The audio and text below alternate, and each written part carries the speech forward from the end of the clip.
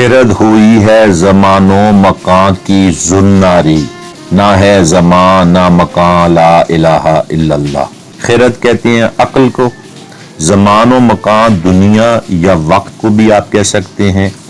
زناری کہتے ہیں یہ جو دھاگا باندھتے ہیں ہندو۔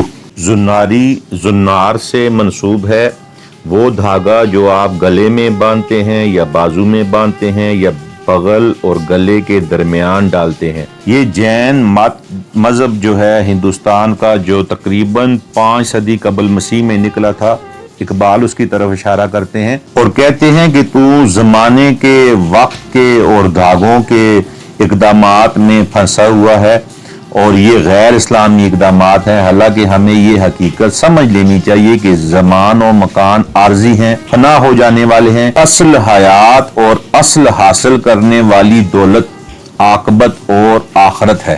دنیا کو حاصل کرنا اور آخرت کو بھول جانا، اے مسلمان، یہ دانش مندی نہیں۔ ایمان تو یہ ہے کہ دنیا کو آخرت کے تابع کر کے بسر کیا جائے، یہی توحید کا سبق ہے۔